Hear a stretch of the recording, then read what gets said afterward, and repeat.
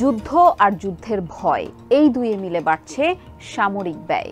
শুধু যে বাড়ছে তা নয়, গড়ছে রেকর্ড। এক দশকের মধ্যে সর্বোচ্চ সামরিক ব্যয়ের রেকর্ড গড়েছে বিশ্ব। স্টকহোম ইন্টারন্যাশনাল পিস রিসার্চ ইনস্টিটিউটের এক প্রতিবেদনে উঠে এসেছে, যুদ্ধ ও সংঘাতের কারণে ২০২৩ সালে বৈশ্বিক সামরিক ব্যয়ের পরিমাণ দাঁড়িয়েছে $2,44,300 কোটি।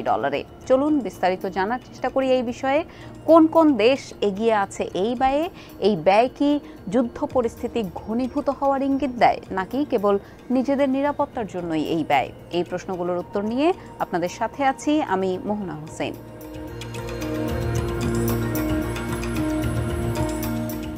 ২০২৩ সালে সামরিক ব্যয়ে তালিকার শীর্ষে আছে যুক্তরাষ্ট্র। দেশটি একাই খরচ করেছে $৯১,৬০০ কোটি, যা বৈশ্বিক ব্যয়ের ৩৭%।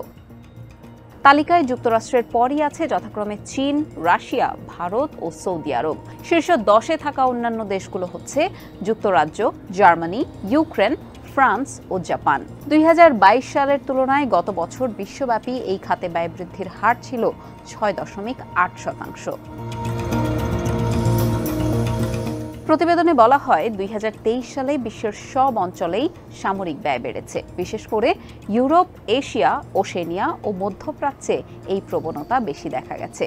এসআইপিআরআই এর সামরিক ব্যয় ও অস্ত্র উৎপাদন কর্মসূচি বিষয়ক জ্যেষ্ঠ গবেষক নানতিয়ান বলেন, বিশ্বজুড়ে শান্তি ও নিরাপত্তা ব্যবস্থার যে অবনতি হয়েছে তারই প্রতিক্রিয়া হিসেবে সামরিক ব্যয় এমন নজিরবিহীনভাবে বেড়েছে।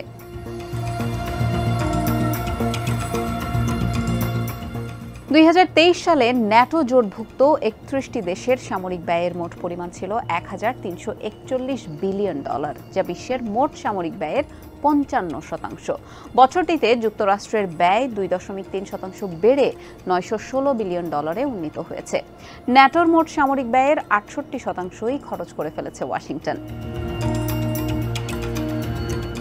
তবে জোটের অন্য সদস্যরাও তাদের ব্যয় বাড়িয়েছে। কানাডা ও তুরস্ক বাদ দিলে অন্যদের ব্যয়ের পরিমাণ ছিল ২৮%, আর বাকি ৪% এসেছে কানাডা ও তুরস্ক থেকে।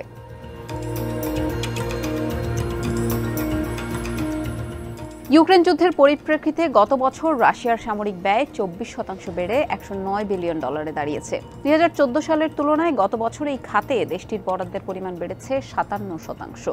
ওই বছর ক্রিমিয়া দখল করে মস্কো। গত বছর রাশিয়ার মোট সরকারি ব্যয়ের ১৬%ই খরচ হয়েছে সামরিক খাতে।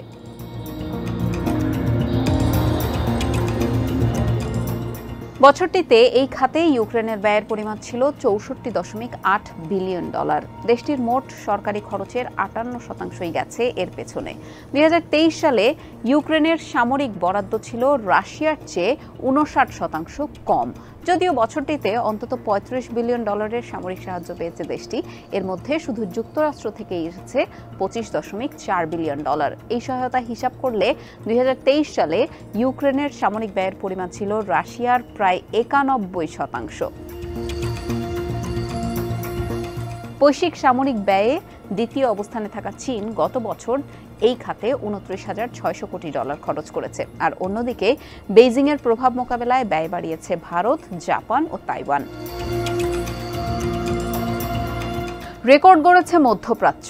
ফিলিস্তিনের অবরুদ্ধ গাজা উপত্যকায় ইসরায়েলি আগ্রাসনের ফলস্বরূপ গত বছর এক দশকের মধ্যে সর্বোচ্চ সামরিক ব্যয়ের রেকর্ড গড়েছে মধ্যপ্রাচ্য।